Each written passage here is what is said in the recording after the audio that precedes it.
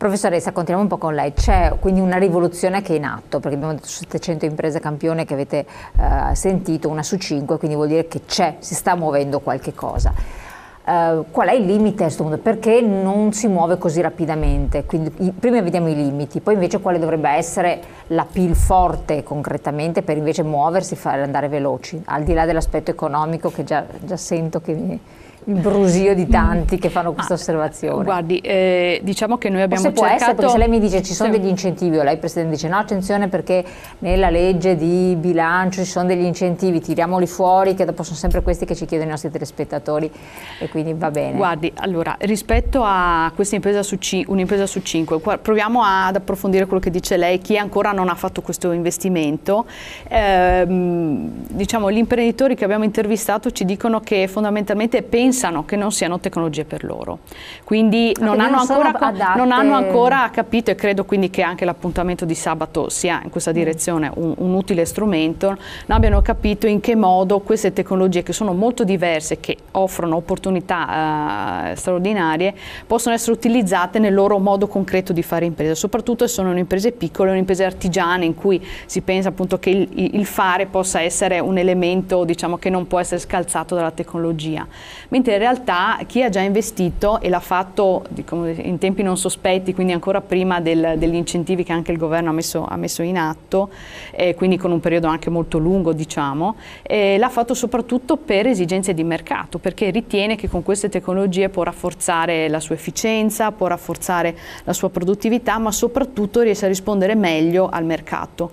Quindi migliorare il servizio al cliente diventa, diciamo così, il motivo principale per cui si investe, e quindi poi i risultati da questo punto di vista poi si ottengono.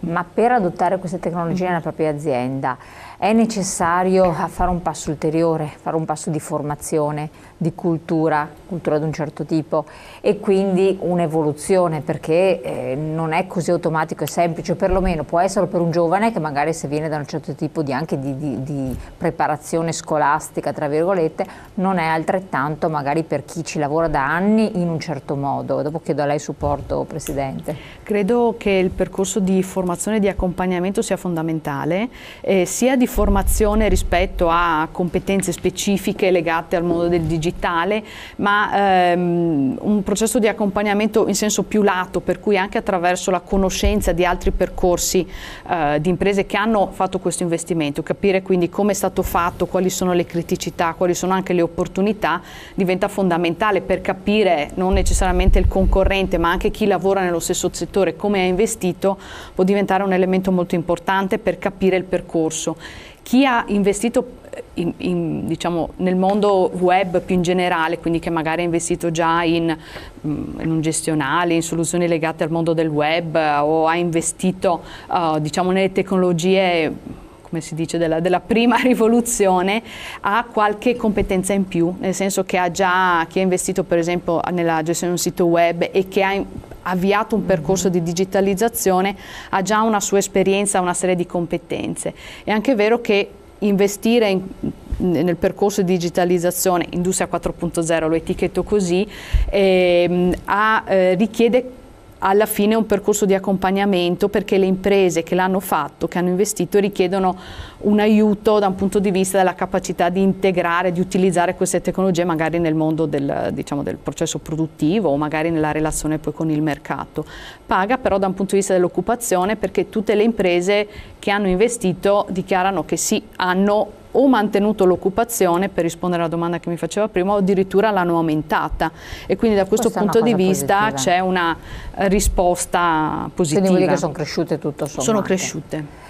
Presidente, da un lato le chiedo se ci sono incentivi, e questo un po' rispondendo a quello che sono sempre il perenne interrogativo di molti che ci ascoltano, dall'altro quando si parla di digitalizzazione automaticamente di default si pensa alla banda larga, discorsi di ultra rapidità anche di connessione, di possibilità di comunicazioni anche, e qui vediamo un ritardo paese cronico. Vediamo altri paesi d'Europa, anche l'Europa del Est, sono più avanti di noi, è spaventoso ma è così, e questo può essere un eventuale, quando si parla di limiti, di freni o no.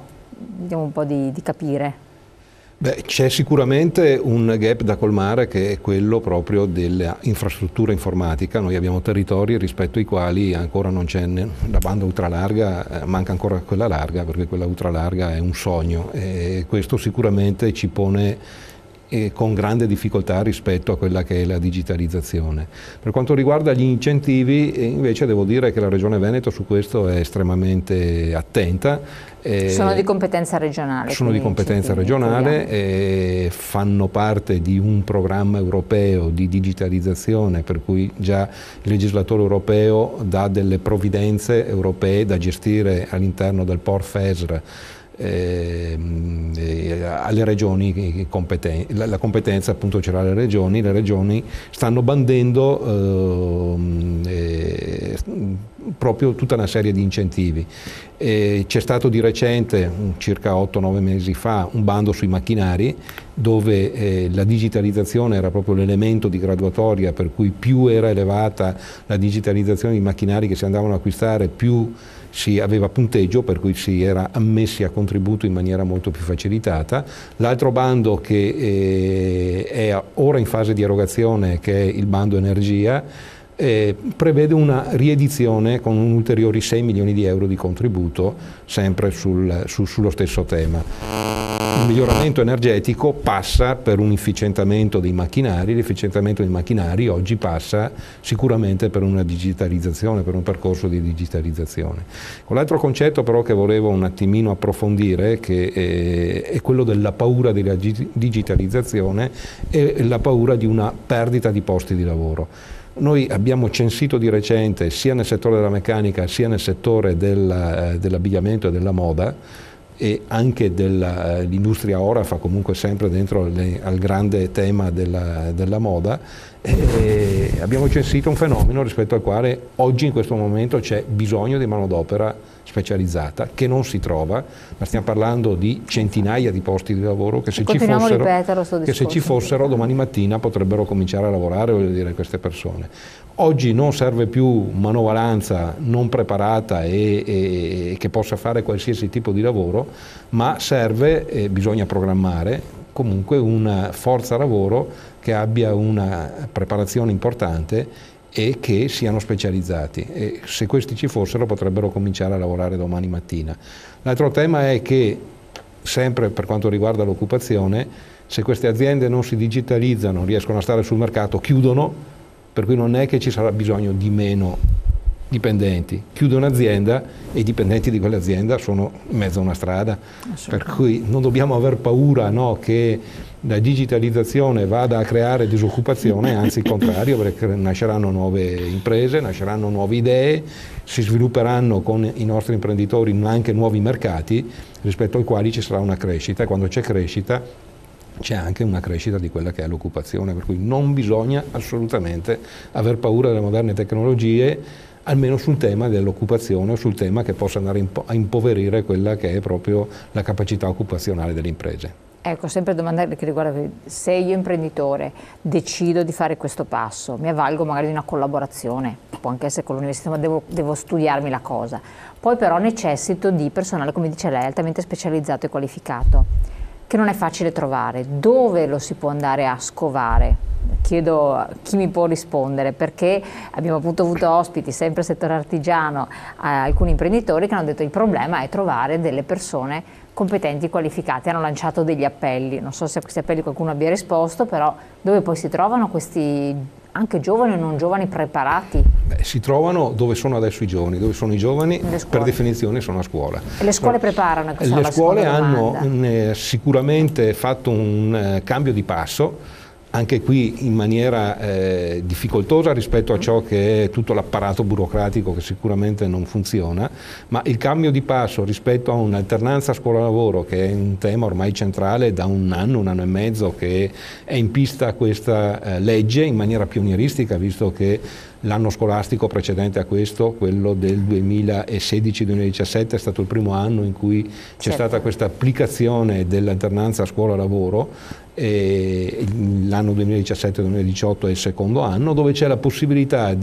per tutti gli istituti scolastici, soprattutto quelli tecnico-professionali, di costruire una parte del proprio programma rispetto a quelle che sono le esigenze del territorio, in continuo dialogo con il mondo dell'impresa, con le associazioni di categoria che hanno non solo accettato ma visto di buon grado questa nuova attività che devono fare, che è quella appunto di avere questa grande contaminazione del mondo della scuola rispetto al mondo dell'impresa.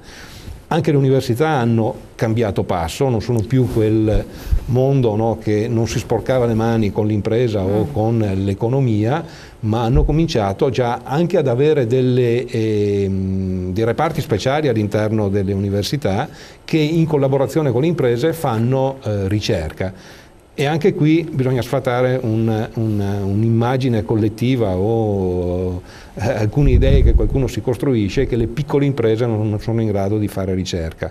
Le piccole imprese sono in grado di fare ricerca tanto quanto le grandi, magari una ricerca di nicchia rispetto alla propria attività, una ricerca molto più mirata, ma sono assolutamente in grado perché lo stanno facendo in continuazione. Ecco, si deve allargare la platea di chi utilizza moderne tecnologie e ricerca e partenariati anche con il mondo universitario, con quei professori, perché poi tutte queste cose camminano sulle gambe degli uomini, con quei professori che hanno cambiato mentalità e che hanno capito il cambio di passo che c'è e che stanno mettendosi a disposizione delle imprese. Perfetto, quindi lei ha sottolineato l'aspetto che c'è bisogno di uomini. Partiamo proprio da questo e analizziamo anche, visto che lei si è occupato anche dell'organizzazione un po' dell'evento, le persone che ci saranno, che tipo di apporto possono dare? Perché mi incuriosisce per esempio la presenza di Microsoft. Sì. No, io le do la pubblicità, pochi secondi, così lei intanto ci pensa e poi torniamo insieme tra poco.